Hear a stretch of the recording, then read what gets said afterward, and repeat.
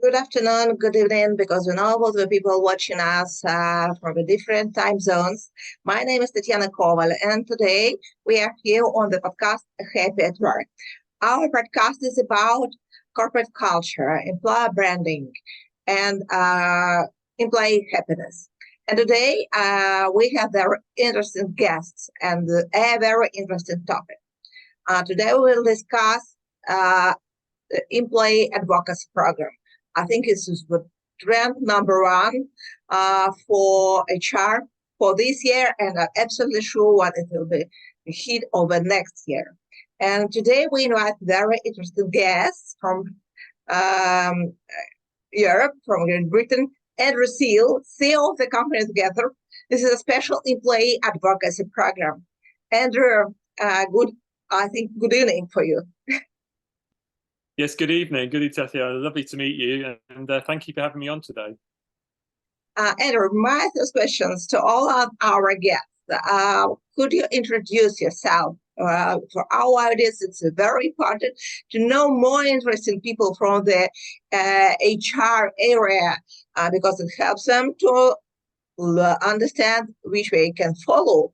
And in the end, I think we could also invite them to follow you on LinkedIn at least, maybe any other channel. So could you tell a little bit about your professional background? Thank you. Yes, so I'm the CEO of Together, and our focus as a business is on simplifying employee advocacy for brands, for companies. We're based in the UK, but we work with companies globally, and we've got key elements to what we do. We have a employee influencer software platform. We also do employee coaching, and we have surrounding that we'll have what we call our Happy Employee Advocacy Pilot Framework, which is a simple, clear structure to help businesses launch employee advocacy for their businesses. For my background, I've been working on the internet, since pretty much it began. I used to work at AOL when that launched back in the day, and I've worked on social media and interactivity and for all that time now. So I've got lots of kind of experience building up to this. Great. My first questions for you, it's about employee advocacy program. As I saw when in Netherlands was the big employer brand summit, the most of the participants after that wrote what employee advocacy program is a great trend. But firstly, I want to discuss what employee advocacy program is. What is the effective employee advocacy program from your experience? Why company launches type of program, and what's the best way to do it? Okay, well, if I start with the first part, which is what is employee advocacy, or what is an employee advocacy program? I mean, it's an interesting point, really, because it's actually got lots of different names. People use different names for it, which can get a bit confusing for some. So employee advocacy is one name. Some people call it employee influencer programs. It's also known as employee ambassadors.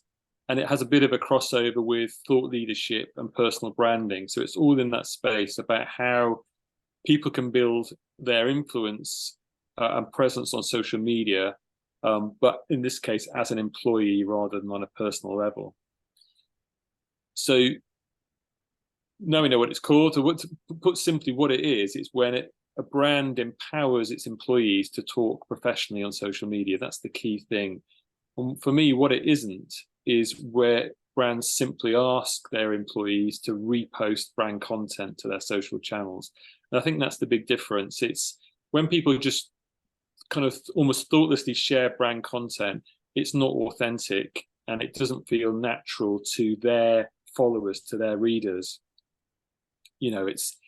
And therefore they just switch off. So, but when it is authentic, when it has something of them in it, the employee, it helps the company build awareness, they build engagement, and they build trust in the brand. And this is brilliant for recruitment, for talent acquisition, and also for marketing. marketing and general brand awareness. So it has so many benefits.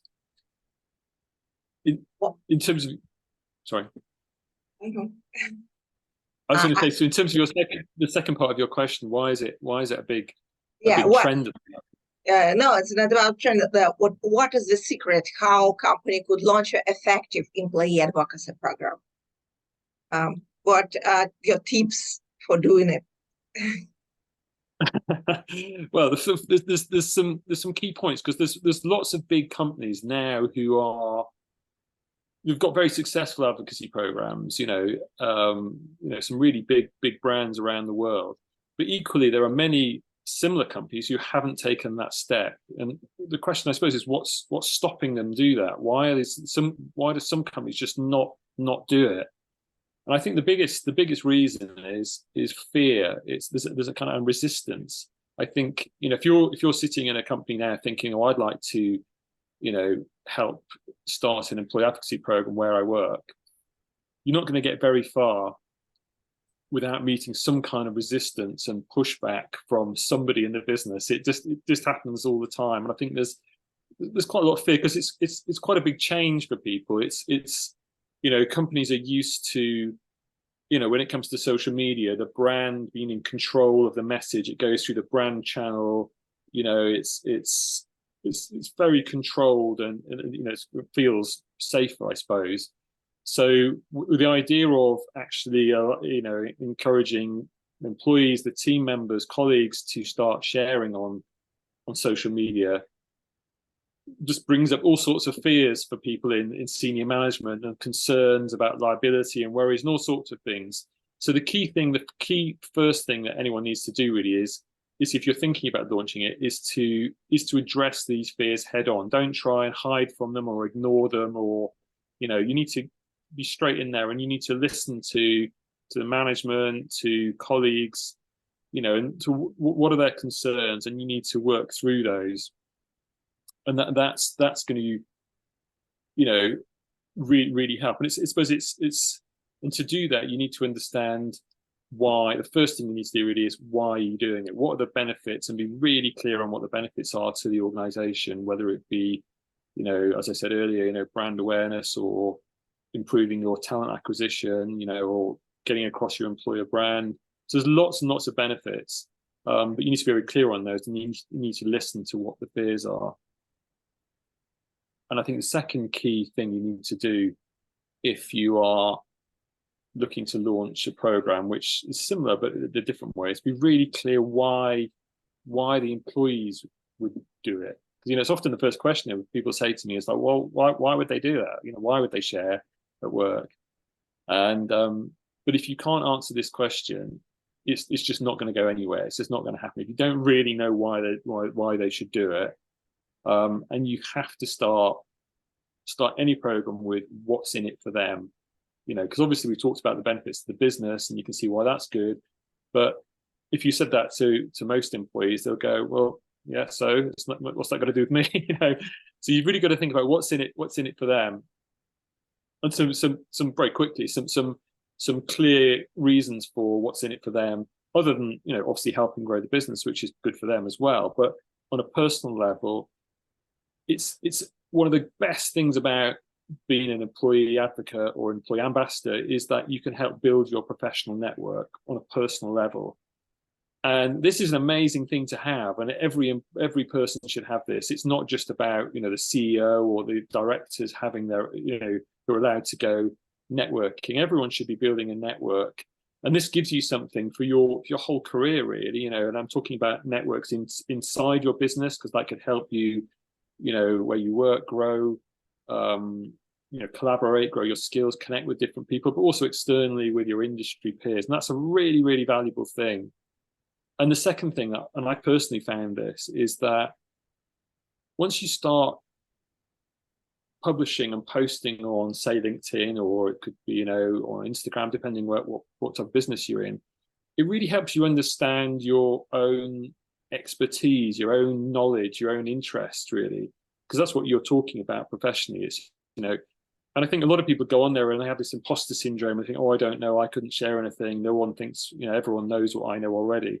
But actually, you soon realize that you have something of value to say, and that gives real confidence. And we found when we've trained people before, that they go away from, once they've started posting regularly on say LinkedIn, they go away and say, oh no, it's really increased my confidence. I'm better at meetings at work. I feel I'm more visible. People are noticing me more. It's just got loads of really, really great benefits. And it's not just about sending out brand posts. That's the big point I'm making, really. So there are two key points there where I think that are really important to focus on when launching a program. So I can talk through some more detail if that's helpful. If we talk about trends, employee advocacy program, we couldn't say this is the newest tool, but couldn't say that it's common. But it's just differences between the beginning when the company start to use the employee advocacy programs, the current situation, because the social media is changing, the situation is changing. So what trends do you see in this area? Well, I think it's a really great question. I think ultimately it all comes down to, there's one core question every business has, isn't it? Is how does a brand reach their customers authentically, cost effectively, and at scale? And that's the thing we're always battling with. And then how's the environment we live in, the social media, the internet, all the technology, how's that changing how we do that?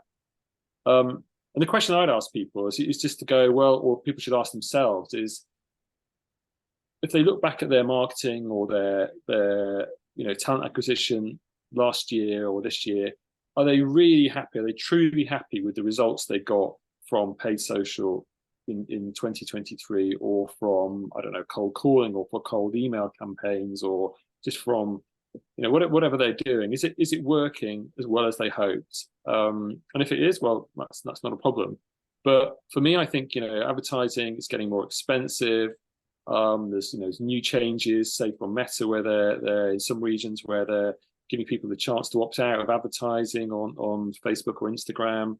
Apple preventing you tracking opens in your email software. There's all these kind of changes going on, and that's affecting how brands are being seen, I think. And that's so in terms of trends, things that are changing, you need to think about how your brand is going to be seen on social media in the coming year.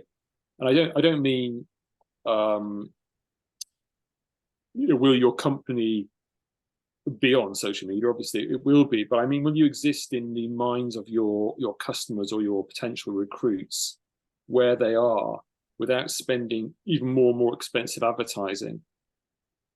And I think the key to it is it's about people sharing. It's not just about brand sharing. It's not about company pages on LinkedIn or brand profiles. People ultimately, I don't think, want to connect with brands. They want to connect with people. If you're looking for a job, you want to hear from the people who work in the organization. If you're certainly on the B2B side, if you're looking to buy research products and understand the business, you want to hear from people. If I'm on LinkedIn, I don't really want to be talking to a company page. I want to talk to a person. I want to hear their expertise and their opinions. So I think the core trend here is in social media. Social media has gone from a place where it's been about brands talking to, from the one to the many. It's from brands talking to their customers, whether it be trying to do organic, but organic's only about 1% now, or through paid. And it's moving now to social media. Social media marketing is a team effort. It's where you bring in, you bring in your team, all your colleagues. Every one of those has a network somewhere. They've got their expertise and their experience and their knowledge, which is of value to their people in their network. So if you're hiring people, they're better connected to your potential recruits than the brand is. So it's that team effort that is the big change for me in social media marketing. Really, is you look at social media, how you connect with customers. The change is it's going to become more and more of a team effort, where everyone works together around a single goal to build the growth, or to build awareness of their company. And one more question from your experience. Who is often initiate these programs in the companies, marketing or HR? And what is the best way to connect is two usually different departments. So marketing, who is interested in brand promotion, product promotion, and HR, who mostly work with employees. And sometimes the employee advocacy program could be the internal oriented. For example, when you make culture transformation, employer brand promotion. So what is the trends now? Become marketing more often use this program, or mostly the HR initiated, or maybe they together, and maybe some advices what is the best way to make a team from marketing and HR for the best results. It's interesting. In my experience today, and again, this is historically, is that almost always it's initially been bought, this service has been bought by the marketing team in some form. Usually certainly the social media team or the digital marketing team will be very involved in that decision to buy, and it's usually managed by them to start with.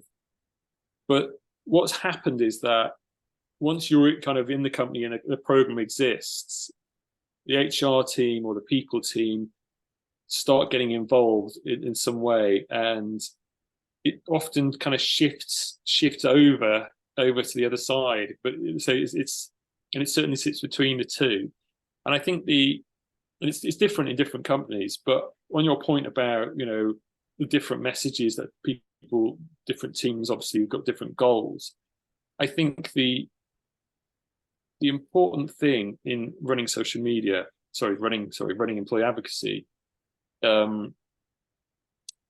which is different from social media marketing, I suppose, is that people who work in social media marketing, their core focus is connecting with customers and building relationships with customers and so on and so forth. Whereas if you're running an employee advocacy program, your core focus should be internal.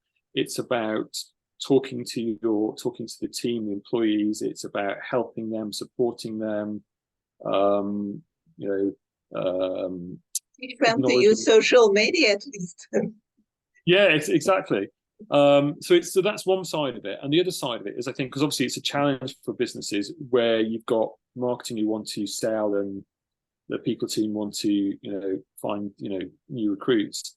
Is that a good way to do that? And what we often do is you break up people in the business into groups. You sort of segment them. So you perhaps might have the leadership team, you might have the sales team if it's a B2B organization, you might have subject matter experts, and then perhaps you've got kind of wider employees. So if you take those four groups, they actually are all going to say something slightly different. They've got slightly different audiences and they've got slightly different goals. So obviously the leadership perhaps are talking more about the culture, and obviously they're talking to, I don't know, investors potentially, or so they've got a sort of the big picture message. And you've got the sales team are very focused on building relationships with potential customers, and it's very much moving people through that pipeline.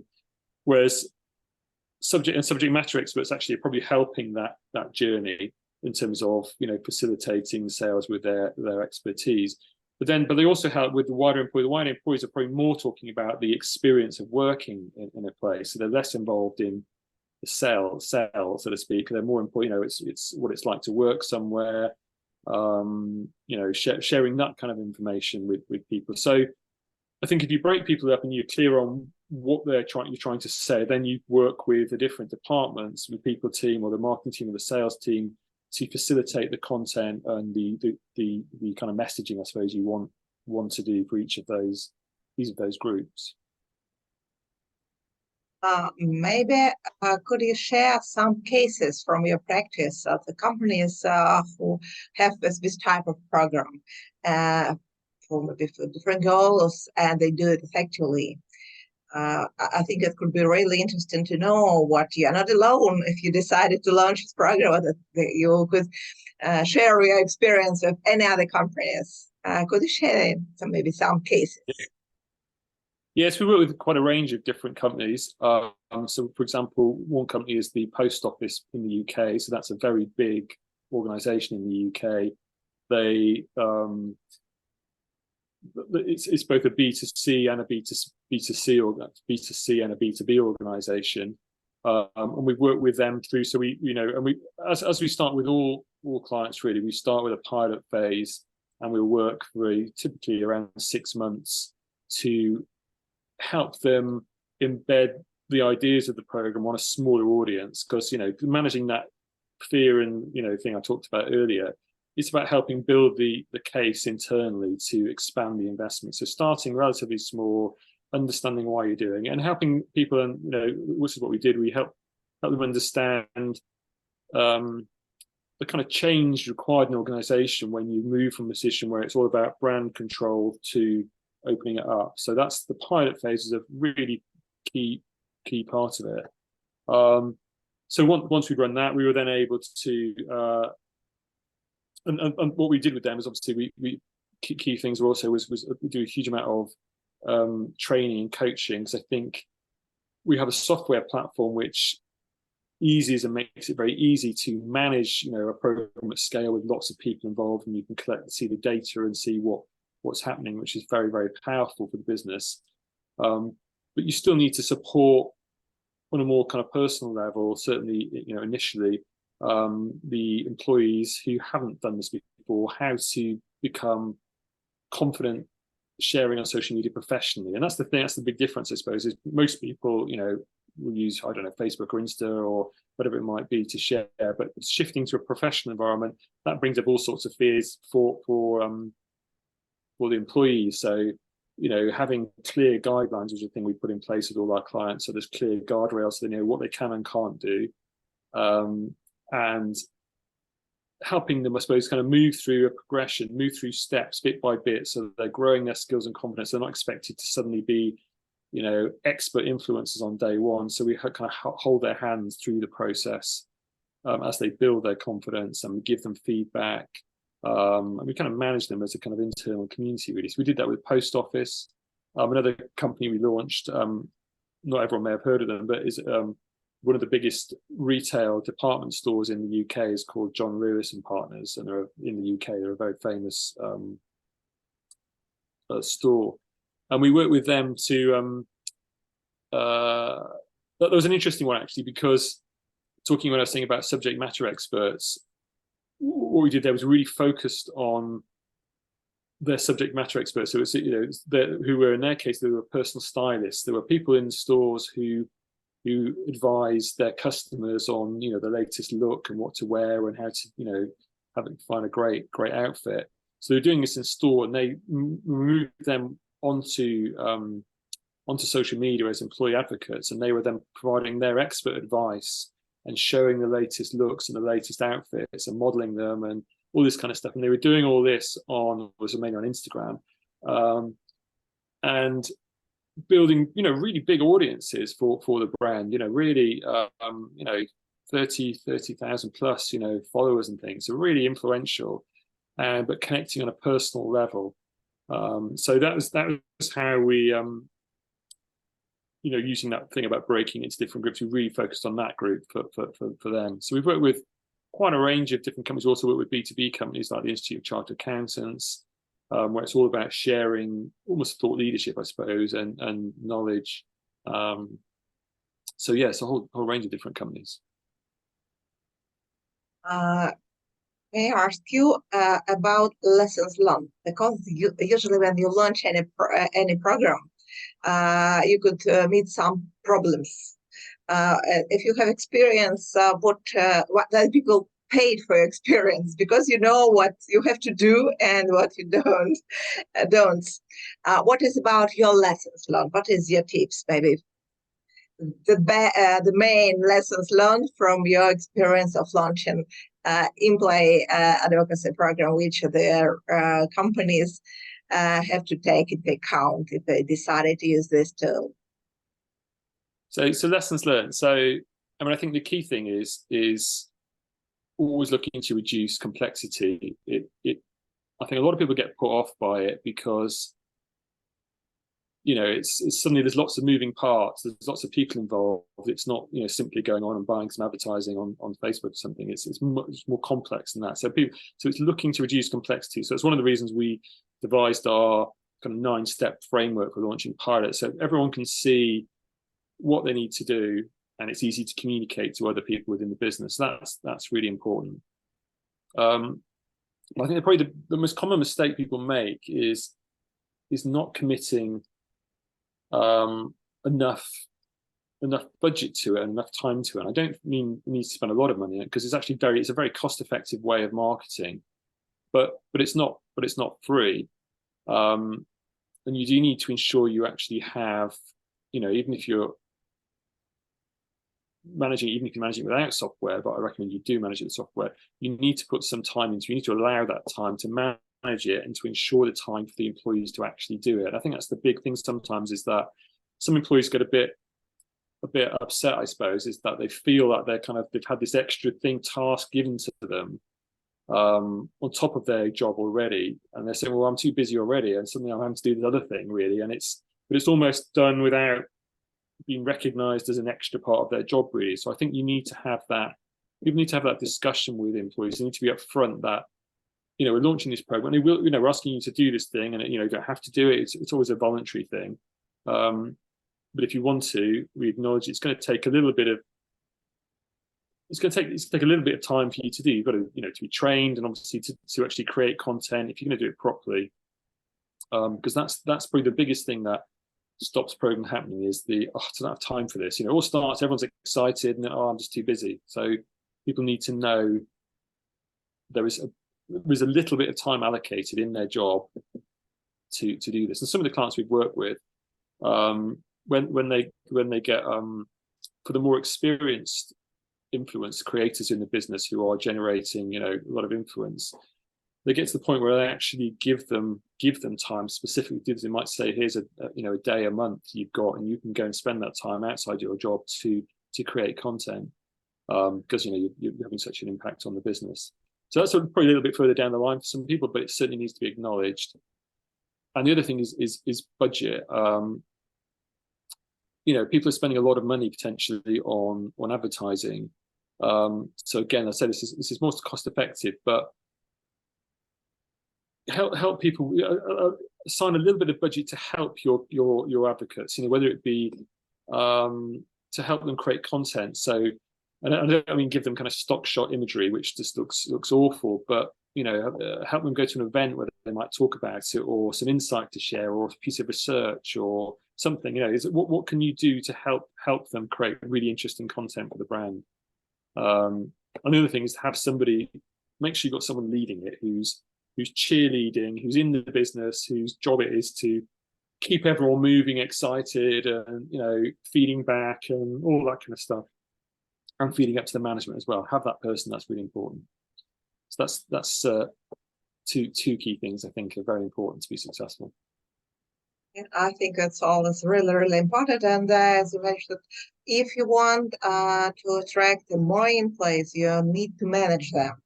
And they also need to count the effect. If you do something that couldn't count, or try to do it by your hands, not using any special platforms, it's difficult to measure the success. So I want to ask you a little bit about your platform. Could you tell a little about together? Because I'm absolutely sure that companies who want to launch this type of program, especially if this is a big enough companies, and if they want to attract a lot of employees, engage them in this program, we need to manage it effectively. And platforms like yours helps them to do this. Could you talk a little bit about your platform? Yeah, no, definitely. Thank you. Yes, it's called the Together platform, and you're absolutely right. That is I suppose one of the core driving forces around this is that, in theory, it's possible. And some people do run employee advocacy programs manually, so they're doing it by sending out emails with, to colleagues saying, "Why don't you share these posts?" And you can do that to some extent, but you can't measure it, as you say. So it's very challenging. So if you're looking to see the impact and the trends, and what difference it's making, and that and whether to invest in this and to grow it and to get more people involved and to invest in the training, all the things that go with that, you need to have some idea of whether it's working or not, and also to be able to guide and support people. So this is where our platform comes in. It enables from an employee side, they can sign up to the platform and they can receive suggestions and prompts and ideas and support for what they can be sharing, to give them some kind of guidance on what they can do that to make it quick and easy to do that. They can see the data as well, so they can see if they're sharing on multiple platforms, they can see all the data in one place because they can share on multiple platforms through there. And they can also benchmark themselves against their colleagues, so they can see how their efforts, their engagement over the last month compares with the average of their colleagues. So they can see, get a feel for where they sit. So it's very powerful in that sense. They can also see within the platform what their colleagues are sharing, so they don't have to follow every single one of their colleagues. They can go in and see what other people within the company are sharing on social media. And this has been one of the most popular features. People love to get ideas and to see what other people are doing, and then they can go and engage with those directly. And of course, it has what which is very common, is gamification. So the leaderboards, you can earn points and you can progress through levels. Because feeling that you're progressing is such an important part of this. You need to feel like, because sometimes in social media it can feel like you're sharing into the void. So it's really good to feel you're making progress. So on the employee side, it's really powerful for them to make it easier for them to share. So on the company side, on the manager side, who's managing the program, it's really powerful because it pulls together all the data. So you can see, in terms of social media data, you can see how often people are sharing. You can group people by the teams I talked about. You can have the sales team, you can have the subject matter experts. You can see people by different teams or by different departments or locations. You can analyze the data and all the do and start seeing those trends and really pull out what's working. And you can also monitor, because obviously from a safety point of view, you want to make sure everyone's doing, see what everyone's doing. You can see all those posts in one place. So you can see what everyone's sharing. It's all as like an internal feed. So very, very powerful in that sense to get people to manage it in a straightforward way. And you can also pull out the good posts and they can highlight those for management purposes perhaps as well. So I say it's all about making it as easy as possible, really, when you're kind of grappling with all these different moving parts and it's bringing them into one place. Andrew, thank you for your time. Thank you for your readiness to share your expertise. I hope we'll stay in the connection, and I can recommend everybody to follow Andrew Seel in LinkedIn, at least in LinkedIn. And don't worry if you will have any questions. I think you could write Andrew and ask him about the employee advocacy program, about his platform. And I hope this dialogue would be useful for you if you decide to launch your employee advocacy program. And our recommendation to include it in your plans for the next year. And you could use our advices and use the platform of the Andrew's company to make your employee advocacy program more and more effective and helps your company to achieve your goals. Thank you, Andrew. Stay in touch. Thank you so much. Really lovely talking to you. Thank you. Okay, thank you. Bye. Bye-bye.